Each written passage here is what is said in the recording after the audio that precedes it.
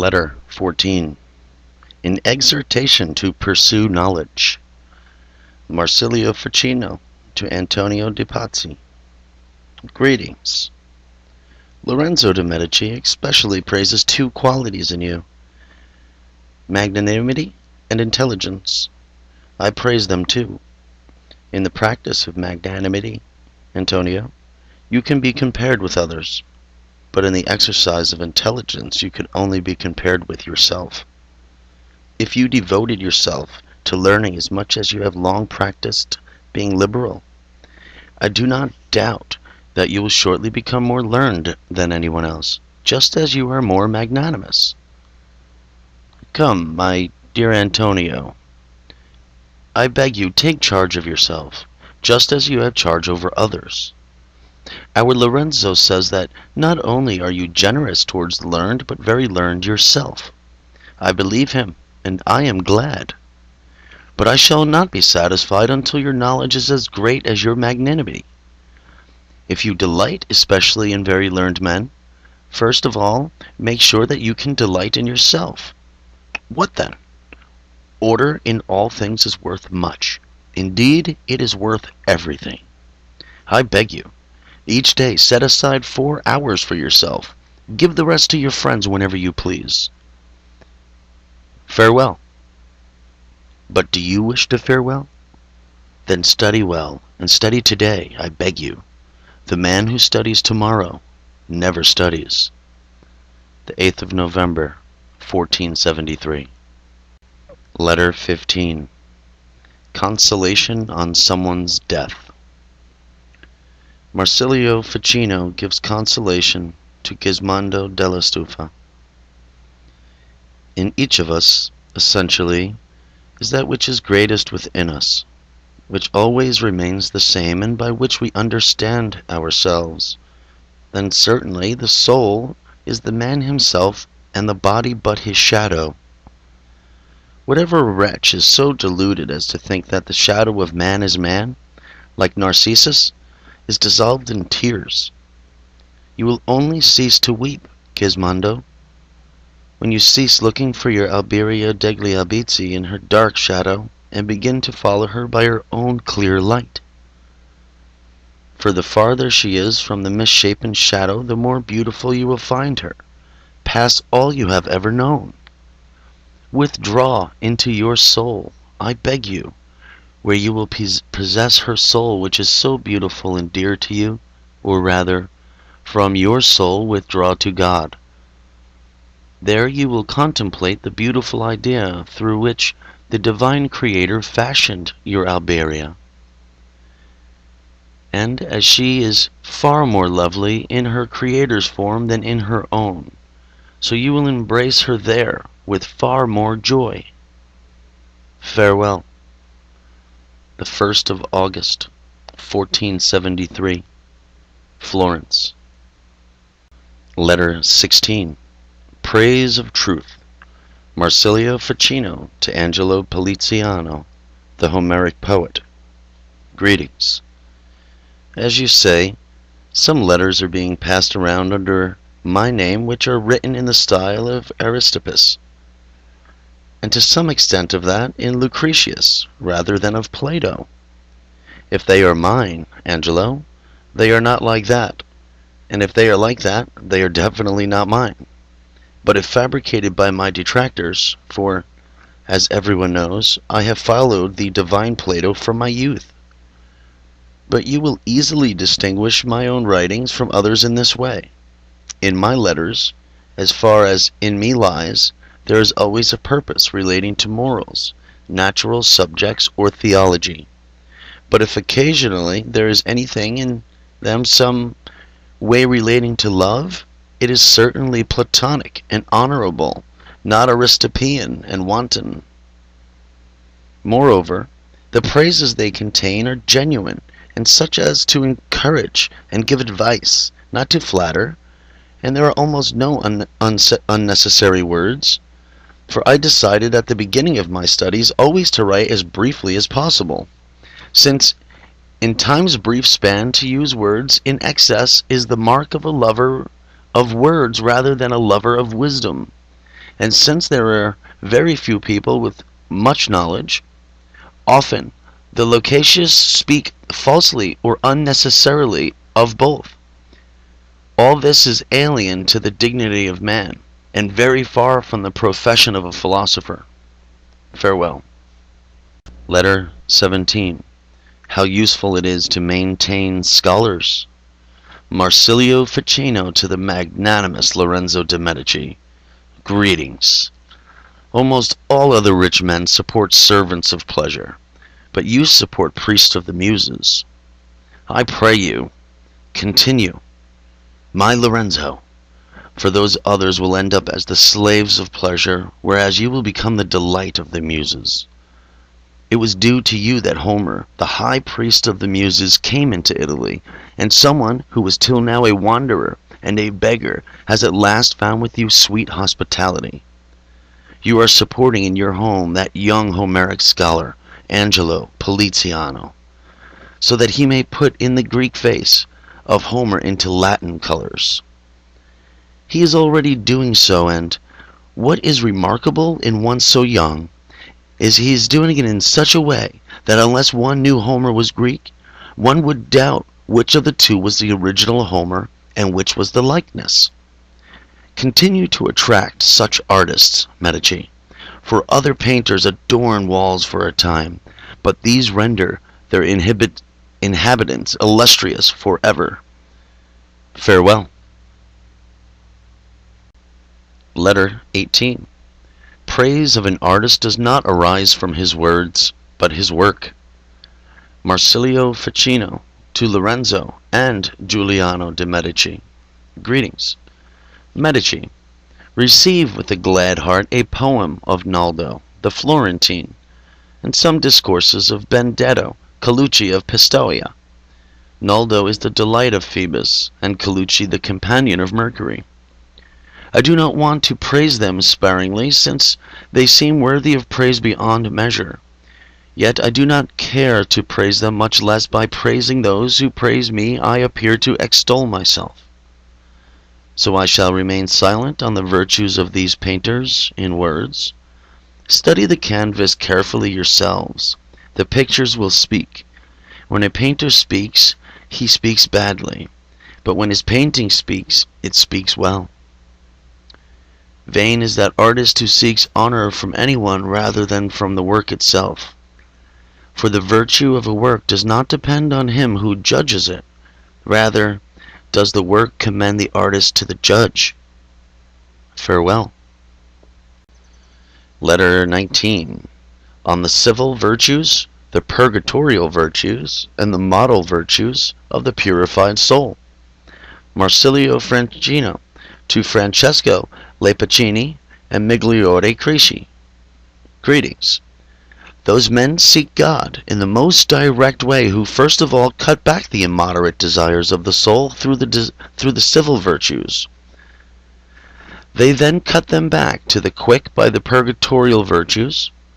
Thus cleansed, in the third stage they root them out with all their might through the virtues that belong to the purified soul. When these desires have been rooted out, as far as is humanly possible, such men are finally formed by the model virtues which are in God. Those three kinds of virtues are the steps by which gradually approach the divine virtues. In time, every natural movement can attain its end, and everything which has been prepared by nature to take form can finally achieve that form. Letter 20. On the wise and fortunate man. Marsilio Ficino to his fellow philosopher, Antonio Serifico of San Benito. Greetings. I consider that man wise and fortunate who lives happily in the midst of calamities because he depends on God alone, whom fear does not weaken, nor pain torment, who is not corrupted by desire, nor inflamed by passion. Amongst the thickest thorns he gathers delicate and beautiful flowers. From dung he pulls and digs out pearls. He sees in the darkest night, burdened with shackles and bound by chains, he runs on as though unfettered and free. until at length the Holy Spirit breathes upon him. Imitate then, as you have so begun, Pythagoras, Socrates, and Plato, who applied themselves to philosophy no less in action than in discussion. Even when fortune seemed against them, many have paid lip service to philosophy, but these men served it with their whole heart. He tastes nothing, Seraphico, who has not tasted for himself. Farewell, and preserve in your conduct. Letter 22. An exhortation to pursue knowledge. Marsilio Ficino to Niccolo degli Albizzi. Greetings. You have heard that proverb, my dear Niccolo.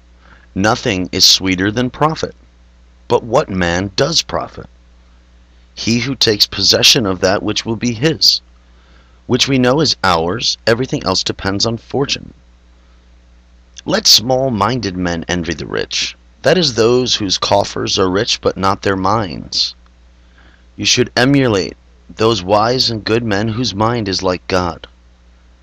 Warn your fellow students to beware of Scylla and Charybdis, that is, the attractions of pleasure, and the noisome fever of that mind given to the opinion rather than knowledge.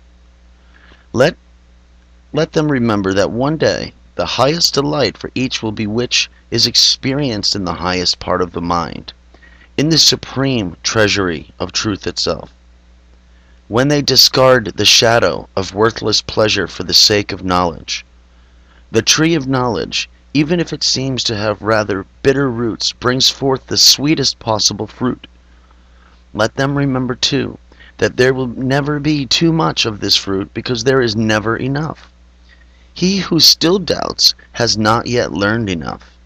Yet we doubt as long as we live, and so as long as we live we should learn. Indeed, we should imitate the wise Solon, who even when dying sought to learn something, for he was nourished by the food of truth, and to him death was no more than rebirth. A man can never die who enjoys immortal nourishment. Socrates was first called the wisest of all men by Apollo, when he began to say publicly that he knew nothing. Pythagoras told his disciples that they should look at themselves in a mirror, not by the light of a lamp, but by the light of the sun. What is the light of a lamp, if it is not a mind as yet too little instructed by knowledge? What the light of the sun, if not the mind totally under its instruction? When, therefore, anyone wants to know anything about the state of his mind, he should not compare it with the ignorant, but on the contrary with the wisest. Thus he may see more clearly how much he has gained and how much remains. In feeding the mind we ought to imitate gluttons and the covetous, who always fix their attention on what is still left. What is there further? The Lord of life says, "No man, having put his hand to the plow and looking back, is worthy of reward." You have heard, too, of the woman who, because she turned back, was changed into a pillar. You have also heard how Orpheus, when he looked back, lost Eurydice. In other words, his depth of judgment. Ineffective and empty-handed is the hunter who goes backwards rather than forwards. Letter 23. A request for a letter. Lorenzo de Medici to Marsilio Ficino, the Platonic philosopher. Dearest Marsilio, when I was leaving for this place, I urged you not to let me wait for your letters too long while I was away, and to this you agreed. But already 4 days have passed since our parting, and there is still no letter from you, although a great many letters have been delivered to me from my household and elder friends. Thus I am surprised and sorry at the delay in your writing, because I fully believed that if good were equally strong in both of us, there would be equal enthusiasm in correspondence, which is a duty of love. I began at first to make an excuse for you, saying to myself on your behalf, perhaps the study of philosophy, which demands the whole and undivided man, is the reason why Marsilio's letters has not reached me. And my almost unbelievable love led me to make myself the most honorable excuse of all. I had so much confidence in it that waiting a few hours did not seem too difficult. But since I saw that I must count in many days what I had thought should be measured in hours, there no longer appeared any room for this excuse. Now I, who had taken up your defense, began to think only of how I should prosecute you, since many ways came to mind. I find so many varieties of your offense that even if you engaged your own Cicero as your counsel for the defense, I am certain you would be condemned. Now, if you are not sorry for this, and I seek no other sign of repentance than your letters, now know that you will undergo judgment at the court of our mutual love, for it is right that the case should be tried by such a judge. We shall find nobody fairer or more just, or anyone who could be truer witness to our own soul. This judge gives you the space of only 3 days to write to me, and if these go without your doing so, he promises you will be condemned. But I will say, what can I write, Lorenzo? I have no news of the Republic, no domestic issues to report. I expect neither from you, since you have taken no heed of either. I know that you are no more solicitous about the affairs of others than about your own, that what there is for you to write about, anything that comes to mind, everything that comes from you is good, everything that you think is right, and therefore everything that you write is profitable and delightful to me. What makes me so long for your letters is that in them humor appears so mixed with gravity that if considered light-heartedly, everything seems full of humor. If seriously, then they seem more serious than anything else. So as soon as you have an opportunity to write, I beg you delay no longer, nor let me vainly wait so long for your letters. Farewell. Pisa. Letter 24. Giving thanks. Marsilio Ficino to the magnanimous Lorenzo de Medici. Greetings. I have received many gifts from you in the past, Lorenzo, but the most recent was the greatest and kindest of them all, the Church of St. Cristoforo. But why have I not thanked you? Because I knew that it was bestowed upon you, and not me. For whatever was done in this matter was done because of you, and for your sake. I suspected, therefore, until now, I do not know why, that you would perhaps take sole possession of this benefice, the whole of which was bestowed upon you alone. But after you left for Pisa, I learned straight away that the gift from the Ranieri to you alone is now to be granted by you to me. And so now for the first time I do thank you. Oh, how much! Not according to the capacity of the puny Marsilio, but to that of a larger man, Lorenzo. No, rather I thank you as the greatest of giants, the divine Cristoforo, who is as much greater than Atlas. As he upholds the heavens, is greater than the heavens. For Atlas is said to have supported the heavens on his shoulders, but Cristoforo is said to have supported the Creator of heaven on this. I pray by night and day to this heavenly giant to sustain my patron among the changing currents of public life, on the same shoulders on which he bore his own patron through the waters. Farewell. The 13th of January, 1474, Florence. Letter 25. Matters of Love. Lorenzo de Medici to Marsilio Ficino, the Platonists. Greetings. Most learned Marsilio, I now believe to be true what Plotinus, if I remember rightly, said about the soul, and what you set down in your book on theology, that our souls are everywhere at the same time. For what is proved in several ways in that book is now confirmed more clearly in reality. For scarcely I had sealed another letter to you when your letter that I so wanted was delivered to me, filled with that sweetness which made me so long for it. I believe that while you were away, you read my letter and noted my complaint about your slowness in writing. Warned by this, you no longer put off sending me a reply. Whatever the truth may be, I have now no desire to seek for your reasons in writing. It is enough to have received your letter, and nothing can bring me more greater pleasure or delight. I see what I have realized before, that you do nothing by chance, for the long wait has made its sweetness even sweeter, as often happens to the really thirsty. Reading your letter, I find it in no way un-Marsilian, except for the expression of gratitude. For this kind of gratitude would not seem to befit either our friendship or the man who has surrendered himself to me so completely that he has left nothing for himself. Not if your stature equaled that which the divine Cristoforo is depicted to having. Would you have anything which is not mine? So you once willed, such was your pleasure. I have wholeheartedly accepted this truly noble gift. I rejoice in the acceptance and count myself fortunate indeed. You therefore belong not to Marsilio but to your Lorenzo, who is no less yours than you are of your own. In which case, if you wish to be restored to yourself, know that it will be on the condition that whenever you take account of yourself, you must equally take account of me at the same time.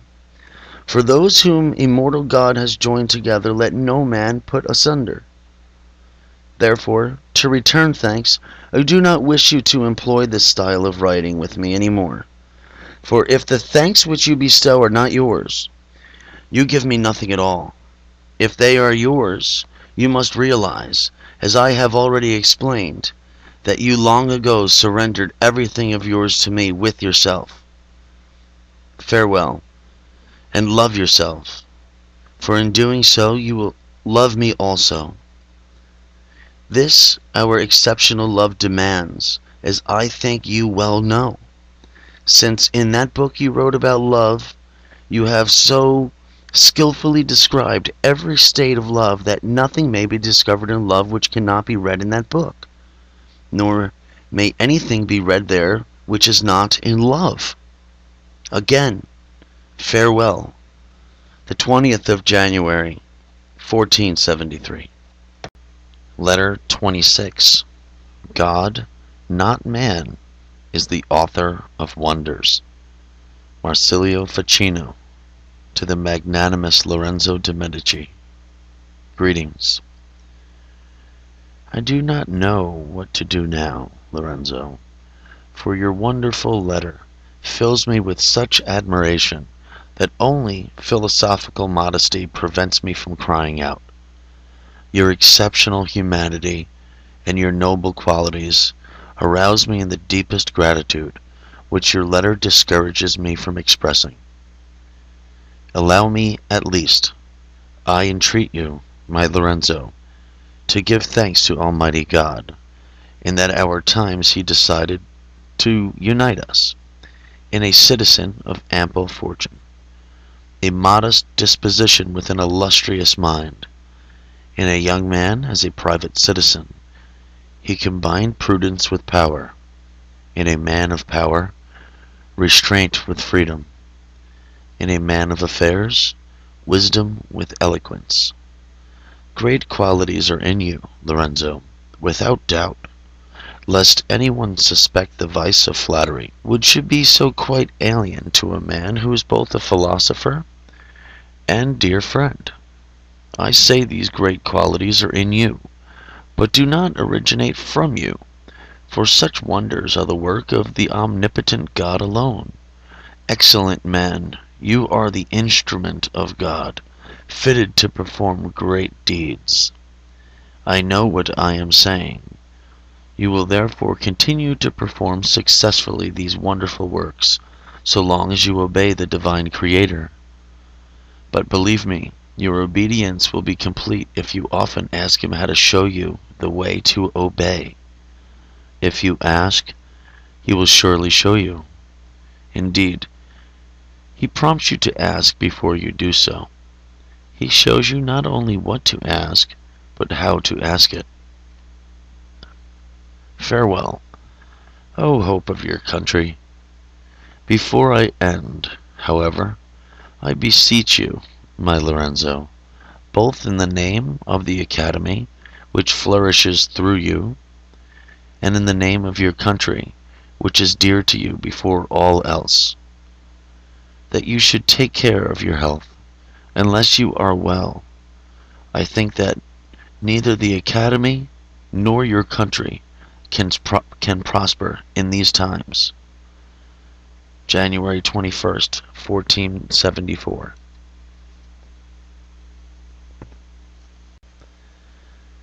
Letter 27. The astonishing glories of Lorenzo de Medici, Marsilio Ficino, to Niccolo Michelozzi, a true man. Greetings. Oh, how difficult it is, my Niccolo, how very difficult not to be consumed with envy. I, for my part, Niccolo, would perhaps be unable to avoid the being envious of so many magnificent qualities in a young man, which are usually associated with age, were it not that Lorenzo's qualities are mine also. Tell me, my friend, who speaks more eloquently? Who appraises more shrewdly? Who soothes more gently? Who stirs men more passionately? Poets, you have long since awarded him the laurel. Orators, you have recently done likewise. Now let us philosophers do the same. By Jupiter, how is it that easy-going veterans are overcome so quickly, so easily, and so completely by this hustling youngster? But let others direct their envy elsewhere and be consumed by its gnawing. I, for my part, greatly rejoice and delight what is my own. For Lorenzo belongs to me through his unbelievable humanity. I also am Lorenzo's because of the incomparable gift of his soul. He has bought me at a great price, that is, himself. May God love me, Niccolo. I speak the truth when I say that no one was closer or dearer to me than the great Cosimo. I recognized in that old man not human virtue, but the virtue of a hero. I now acknowledge within this young man all the qualities of the old man. I see the phoenix in the phoenix, the light in the sunbeam. That splendor of Cosimo now shines daily from our Lorenzo in so many forms, bringing light to the Latin people and glory to the Florentine Republic. But enough of this for the present. Now Lorenzo was asking in his letter whose thanks I had conveyed to him, mine or another's. Reply to him on my behalf that I wished him God's grace, for I pray that those three graces described by Orpheus, namely splendor, joy, and vigor, will support our Medici, that is, splendor of intellect, joy in the exercise of will, vigor, and prosperity of the body. These graces now inspire Lorenzo from on high, and they will do so as long as he acknowledges that he has freely received these favors from God alone. Farewell. The 21st of January, 1473. Florence. Letter 28. Matters of Love. Lorenzo de Medici to the Platonic philosopher, Marsilio Ficino. Greetings. How wrong was my judgment of you, and how right the old saying, out of sight, out of mind. Who would have ever believed it? Indeed, I can scarcely believe my own eyes. I sent you 2 letters. You sent scarcely one to me, and it was so sparing in words that if you leave out the greetings at the start and the farewell at the end, the date and the address, there is almost nothing left. Should a philosopher be talkative, or should he be a mute? Certainly, Terence gives us the precept, which he is said to have got from the Greeks as nothing to excess. No, I see even at this distance the reason that I am not out of your thoughts, when you have every day before you the eyes of the divine Cristoforo, to whom your church is dedicated. His body looms so large that it prevents you from seeing anything else, and causes, as it were, an eclipse between us. Yet I am amazed, and I really cannot find the words with which to accuse you, for there is no word so harsh or so abusive that Marsilian does not far surpass it. By this you have betrayed your faith and your friendship to me. I am indeed hurt in your breaking faith with me, and the blow you have dealt to our friendship. But much more wounding still is that, in setting the love between us at naught, you have separated me from the goodwill of all other men, and there seems no one left now to whom I can entrust my faith.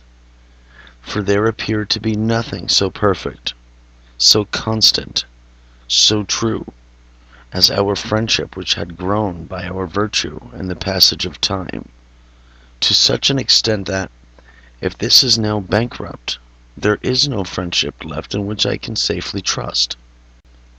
Know, therefore, that my anger towards you is exceedingly fierce, yet it is not so fierce that one of your wonderful letters at last arrive. It could not possibly soothe all my resentment and bitterness by its incredible sweetness. For since you have in your hands the spear of Achilles, the delay in writing being the point which you pierce me, know that a letter from you could so heal the wound that has been inflicted, that it would not only cure the wound itself, but even remove all the trace of a scar. Farewell, Pisa. Letter 29. Matters of love, how each man should be loved, and how praised. Marsilio Ficino to the magnanimous Lorenzo de Medici. Greetings. That you esteem me, Lorenzo, I have known for a long time, since you have given me many clear proofs. That you love me I have already recently realized from this sign in particular, that you get angry, as though you were jealous, at the most trifling and imaginary offenses. Get angry if you like, jealous man, provided you get passionate. The fire of anger and the fire of love are alike. For when I become angry with you, which I often do, then I burn with the fire of love. You too are on fire with no ordinary passion. I know what I am saying. And if ever we appear to grow cool, even so our coolness burns with more heat than the passion of others.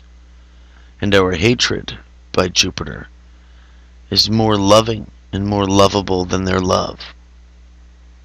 For, my Lorenzo, your anger seems to be more soothing than the kindness of others.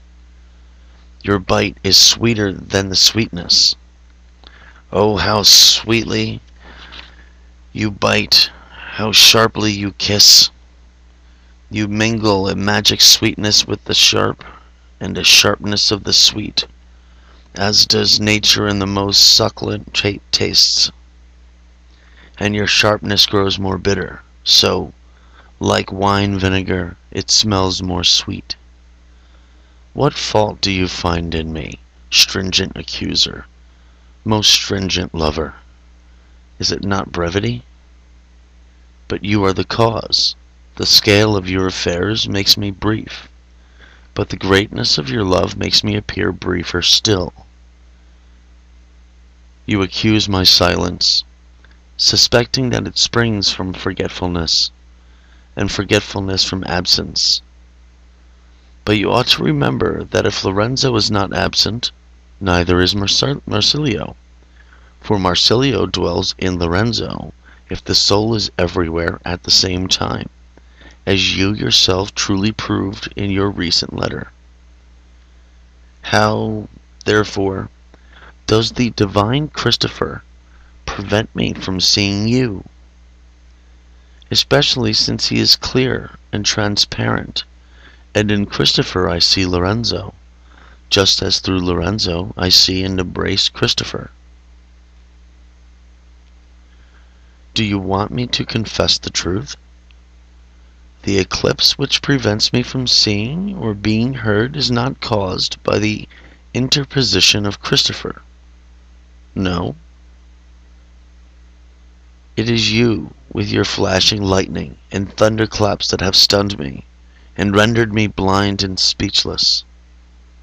Ah, impudent young man, you triumph over much in your victory, however fairly won. For what more do you leave for yourself, or anyone else? For you, that you conquer yourself. For others, that they allow themselves to be conquered with a certainty. If I speak for myself, I rejoice at being overcome by you almost as much as you rejoice at overcoming me and others. What shall I say of the rest? The morning sun gathers the clouds, and the midday sun disperses them. Youthful virtue arouses envy, but virtue in a mature man dissolves it, and overcomes that jealousy which previously dominated every other idea. You have converted almost everyone's envy to admiration. Many now openly praise Lorenzo who previously envied him. But although hardly anyone who praises Lorenzo speaks falsely, no one except the Platonists praise him justly. Lorenzo is so successful in whatever he does, they praise him in all things. On the other hand, the Platonists praise him all things in him. For when they consider how quickly he has become a master of each art, they realize these arts have not been acquired by labor, but supplied by nature and granted from God. And so it is that I esteem your character in myself, and I love in my own you. I praise you in art. I value art in you. I honor you in nature, and I marvel at nature in you. I revere you through God, and I reverence God through you. And so to God alone be all glory sung from age to age from everyone. Farewell. Letter 30. A playful inducement to Giovanni to return by means of dissimulation. Marsilio Ficino to Giovanni Cavalcanti, his unique friend. Greetings. Tonight I had decided to write you in the morning like this. Come back, my hero. Hurry. Fly to me, I beg you. Then, on more mature reflection, I deemed it wiser to dissemble my longing so that you may return all the more speedily, thinking me angry. Well, I am. But what's the point? Will anger stir him whom love has not moved? I don't think so. So I don't know which way to turn, to entreaty or to scolding. Now I have found a refuge. I shall trust in that heroic heart of yours, which usually moves more quickly of its own violation than when spurred. Meanwhile, how shall I stop myself grumbling at you just a little? You who are so unmindful of me. But I shall hold back my complaints, and, not to bore you with the same old tunes, I shall embark on matters of greater movement. I shall write you about affairs of state. You ask what is going on in town. Serious matters are afoot. Listen, but tell no one. Many of the chief citizens are saying, "Oh, Marsilio, why have you been alone in town for so long?" "Because the man who never leaves me on my own so wishes it." "He has not returned, then?" "Not yet." "I have nothing more to write you at present. I have written about the state affairs in this town. Now it is for you to write about the country. Stay. I have blundered. I do not require you to write, but to speak of them. If we speak together, my hero, we speak about the same things. If we write about different ones. I write from memory, Giovanni, and you from forgetfulness. Now I wish you had not said that. My friend has not forgotten me because he has not forgotten himself. Look, he has already granted my prayer. Here he comes. Yes, he comes. Run to meet him, lucky feet. Embrace him, fortunate arms. Letter 31. A letter about heroes written as the spirit moved. Marsilio Ficino to Giovanni Cavalcanti, his unique friend. Greetings. I received a letter from Carlo Marsupini. As soon as I began to reply and wanted to write, Marsilio sends greeting to Carlo.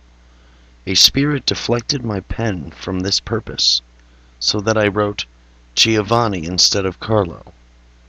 Receive, then, a letter written as the Spirit moved me. God thought it wrong, when I was away, for me to write to anyone, before I wrote to a hero. I believe that the heavenly powers protected heroes since, in Plato's view, heroes are born from the love of the gods. And I know by direct experience that philosophers are reborn from the love of heroes. Farewell. 1st of May, 1473. Letter 32. What is done freely is more pleasing than an act of obligation. Marsilio Ficino to Giovanni Cavalcanti, his unique friend. Greetings. The hand could not guide the pen were it not itself moved by the soul. Marsilio could not now write to his hero were he not first so invited by his hero.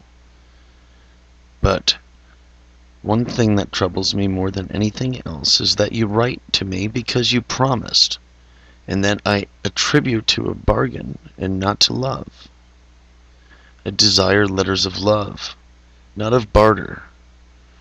Or are you really mine by contract? Because I am yours through love. I wish you to be mine through love too. Farewell. 5th of June, 1474. Letter 33. A challenge to write. Marsilio Ficino to Giovanni Cavalcanti, his unique friend. Greetings. My friend, why do we rival one another so long in silence?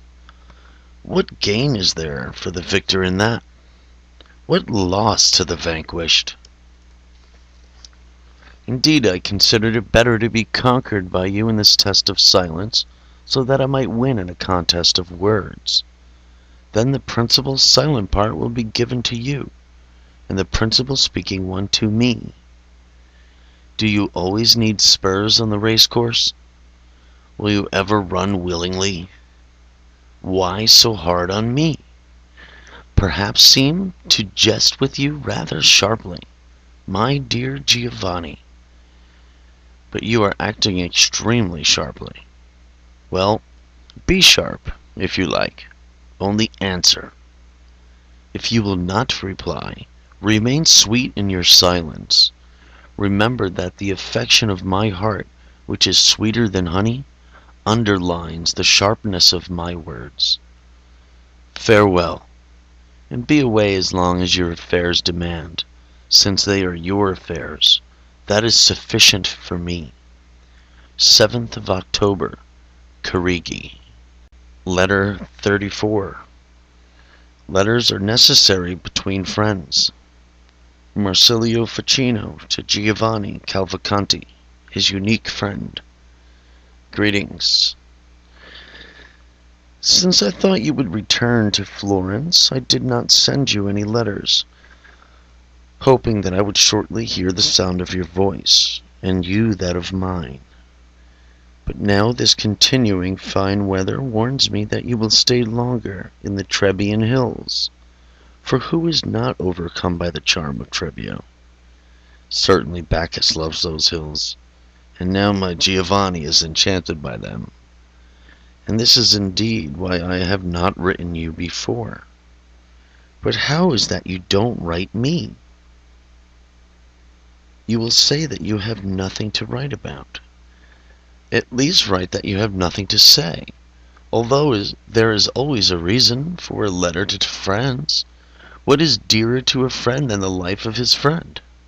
For this reason, they should frequently write to each other about the state of their health. I cannot reveal to you my state of health unless I hear first of yours. Certainly I am well if you are, or rather, if I know that you are. Farewell, from Carigi, 17th of September, 1468. Letter 35. Loss of time is a serious matter. Marsilio Ficino to Giovanni Cavalcanti, his unique friend. Greetings. The care of my own sick body and that of my father is one burden for me. Your absence is another. Both must be borne with equanimity, lest they become more burdensome through impatience. If you have any humanity, do not add my double burden yet a third. You do so unless you return the books. It is the loss of time that makes me ask for them so often. No loss is more serious than that. Alas, that I ask so boldly for things I do not really want to receive, but for what I want, I dare not ask. It is right that I should have the former, while at the present it is necessary for me to be with the latter.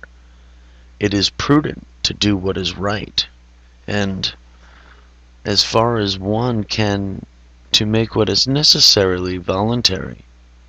The first is for you, and the second for me to attempt. Farewell. And while you are looking after other people's possessions, take care of yourself, for their sake and your own. Letter 36. Friends' letters are a source of joy. Marsilio Ficino to Giovanni Cavalcanti. Greetings. Now what shall I do?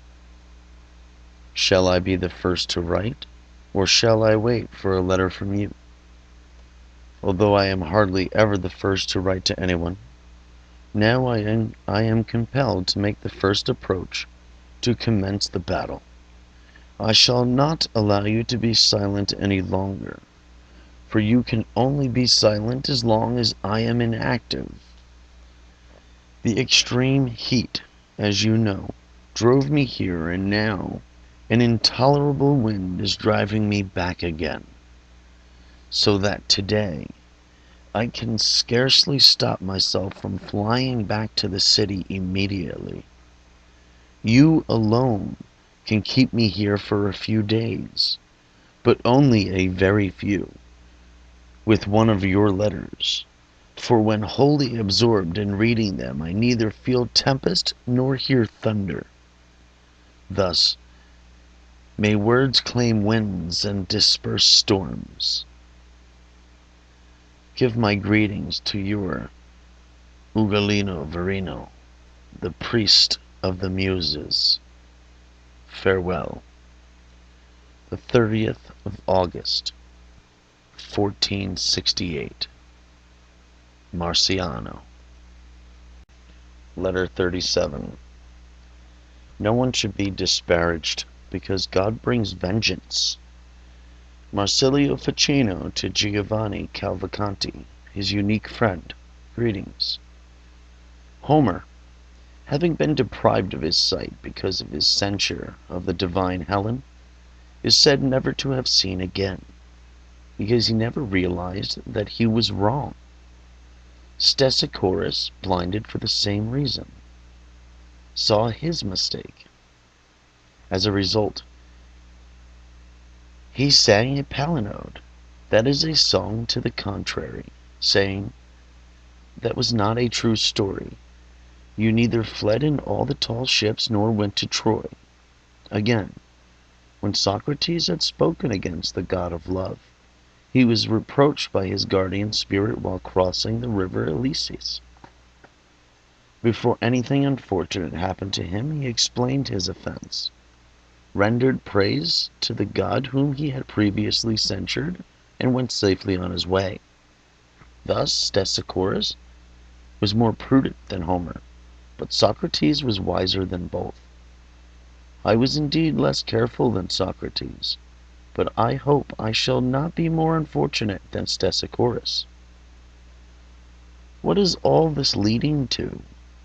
Why, that I wrote a letter to you on the 7th of this month, early in the morning, with the intention of blaming you for your long silence. In it, I accused you of being obdurate, as though you were more hard-hearted than anybody else. In the evening I became sick, and am not yet recovered.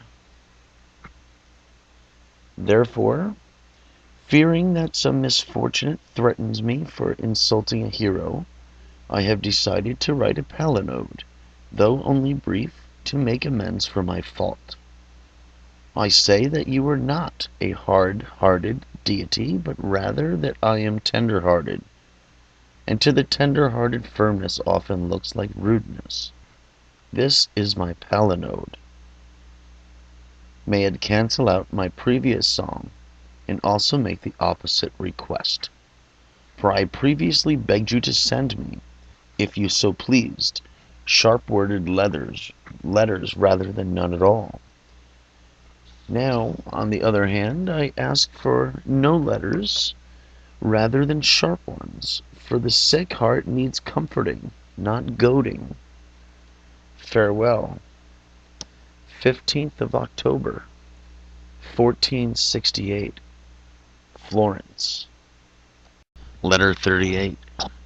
Man is spirit. The spirit of the lover is the beloved. Marsilio Ficino to Giovanni Cavalcanti, his unique friend. Greetings. I have often looked for myself, Giovanni. First I have touched my chest with my hands, then I have often gazed at this face in the mirror. But I can never say that I have touched myself for the one or seen myself the other. For, when I seek myself, I am certainly not looking for another, but for him who seeks. Indeed, it is exactly the same, Marsilio, that is both seeker and sought. Who does the seeking? Who does? He who wishes to discover. Who wants to discover? He who knows that there is something worth looking for. Who knows this? Why, spirit alone. So it is spirit alone I seek, since I seek myself, who am indeed pure spirit. This I well know can neither be touched nor seen. For we would not be in doubt about this nature for so long, if it were accessible to these senses. Then, too, whenever I have drawn the sharp sight of the mind back to itself, hoping that I might see myself in this way, I have by no means thus attained what I desired. For in this inward search, I find neither much delight nor rest. Yet, he who discovers what he is looking for at once rejoices and is at rest. Thus I do not find myself in myself. But if I am to look for myself in another, how may I hold myself if I do not possess my own self? For it is through myself alone that I apprehend what I can apprehend. Return then, and render yourself, or rather myself, back to me, since I cannot do it. Return today, and do not always delay until tomorrow. I beseech you, do not let me number off more days with black pebbles, for those which now you calmly spend away, though they be fine for you, make dark my day. Letter 39. Serious words to Giovanni. The soul perceives after death, and much more clearly than when in the body. Marsilio Ficino to Giovanni Cavalcanti, his unique friend. Greetings. I have written you several letters, my dearest friend, in which I have attempted the style of love, which indeed is fitting for our friendship, which in its freedom and purity is no different from that of Socrates and Plato. But now, after loving jests in the Platonic style, for this is how Plato introduces his writings, we must come to serious matters. Listen now to the discussion we had once regarding the mind with those excellent citizens and lawyers, Bernado, Giunghi, and Bartolomeo Fortini. There are two main questions which people have about the mind. The first is whether the intellect can be separated from the body, whether it can live and operate once the body has been laid aside. The second is, if it does then understand anything, whether it understands clearly or not. We shall now reply to these questions as briefly as possible, for they and similar ones are discussed at great length in our Theology on the Immortality of the Souls. We admit that the intellect can apprehend many incorporeal things such as God, angels, souls, virtues, numerical proportions, ideas, and universal principles. But just as we cannot distinguish the invisible through sight, so neither can we reflect on things incorporeal through any bodily means, nor can we through a nature confined to body, space, and time, inquire into, seek, discover, or retain those things that are not bound by matter, space, and time. But if the mind, while still in control of the body, becomes collected in itself, so that it may observe some things through itself alone, it follows that when it is separated from the body, it is able to observe much more, and much more easily through its own self. If it can function by itself, then it must also be able to exist and to live by itself. And to take the second question, the mind without the body will observe more clearly what is presented to it for its understanding from within, that the senses now observe what is presented to them from outside to be sensed, and that it will do so at least as much more clearly as sight is more acute, and faster than hearing and the other senses, and as mind is superior to sense, and the objects of mind to the objects of sense. No one who uses the powers of the mind doubts that the mind is superior to sense, for he sees that mind is the judge of the senses, and that being more precious it is granted to fewer things, takes longer to train, and is used less frequently. This shows that the objects of the mind also are more sublime than the objects of the sense, because they are universal, vast, and eternal, whereas those of the sense are particular, limited, and moral. It may be added that the more we concentrate on external sense, the more is the internal sense withdrawn, and vice versa. For he who looks and listens attentively can scarcely imagine at the same time, and he who imagines a great deal scarcely sees or hears what is happening around him. The same relation exists between the imagination and the intellect. The soul in this body has two principal impediments. First, it is drawn into many activities and much agitation, and its different activities weaken and obstruct each other, for it is very hard to apply the mind to different things at the same time. Secondly, the soul is engaged in inferior activities much earlier, more attentively and more often than in higher ones, not only because of the condition of its abysmal dwelling, but also because of the corporal service assigned to men for a time by God. And so it is that when we wish to consider the incorporeal, we function for the most part feebly, and perceive it dimly as through a cloud. But whenever the actions of eating, accumulating, feeling, or imagining either entirely cease or greatly reduced, then the vision of the mind will be correspondingly sharpened, so that whatever is observed by the mind is observed more clearly under the power of this light.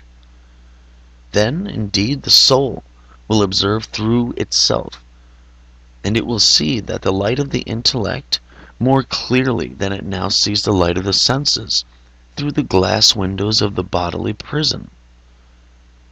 Entirely at peace, it will perceive through its own perfect transparency the highest impressions in the light of the divine sun.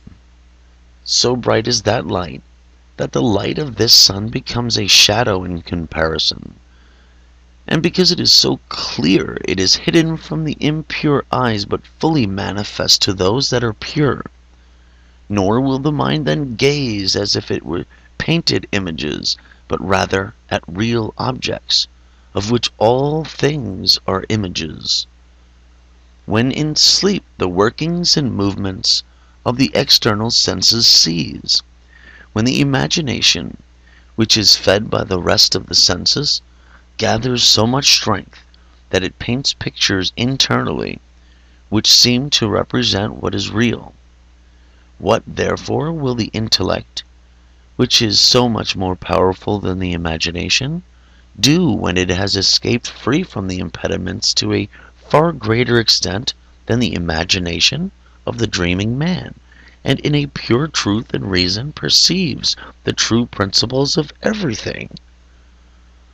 Certainly, it will then depict within itself with the greatest precision all that is true, or rather, it will receive the image of all that is true from everywhere. But from where, chiefly? From the mind of minds, from the light of lights. How easily does this come about? Very easily. For because of a natural kinship between the two, visible light instantaneous illumines a transparent substance. As soon as this substance becomes still and pure, such light gives this substance its own form, through which it gives it all the forms of all visible things.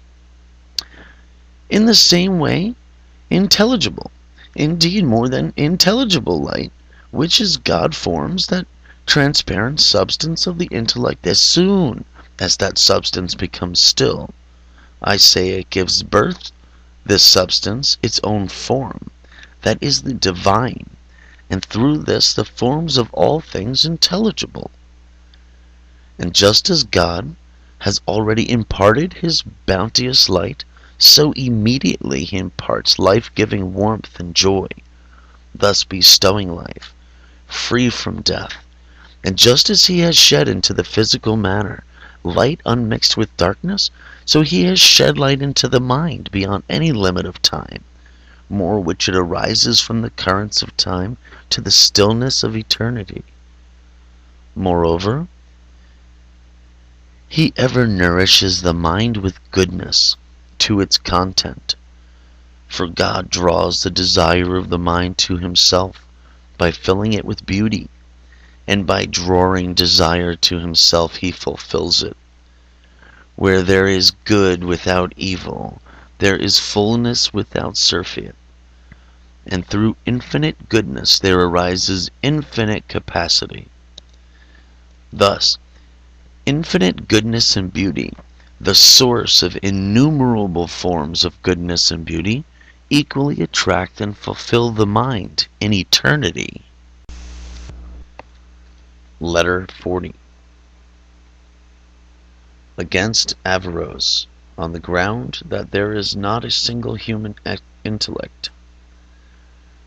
Marsilio Ficino to Giovanni Cavalcanti, his friend, greetings. Averroes held that all men share a single intellect, by which every man understands what man understands. This opinion is pronounced quite natural by those who are more eager for novelty than truth. I agree, but I call it natural for this reason only, that, as is the way of natural things, it is quite unstable and is disposed of by its opposite. The very fact that someone holds a different view immediately shakes the ground under Averroes' feet. There cannot be opposite opinions in one intellect at the same time. There the same intellect in an Averrotic philosopher and in a Platonist holds the opposite views about itself, the former saying that there is one intellect, and the latter that there are many. It is quite plain that within them there is more than one intellect, and in these matters of will and intelligence, is there not any one time the greatest diversity among men? For, at the same time, some affirm and others deny the same thing. Some want it, others do not. What else shall we say about these opinions, these opposing attitudes? In one man the intellect is very learned, and in the other untaught. In this man just honorable, in that unjust and dishonorable. Here happy, there miserable. It cannot therefore be the same intellect in all men. If the intellects of men are diverse, their souls are much more. Consider also that if there is one intellect and always has been, as Averroes has it, it is unlikely to be so ignorant of itself that in nearly all men, except Averroes, it should have always thought itself to be many, and should still think so. What is more natural for the mind than self-knowledge? Why then does mind, in considering Averroes' opinion, never or rarely accept it, unless it be that the opinion is false? Lastly, whenever we consider the unity of the mind, we find it repugnant and turn to plurality, if only for the diverse to survive. But this single mind could only repudiate anything if it could repudiate its own unity, which alone can comprehend it. But it is unbelievable that someone and something eternal and divine could always loathe, despise, and reject its own nature. Why should I go on? We discussed these things together more enough when I was your guest at Regnano and we were writing that great work on theology. Farewell. 16th April, Florence.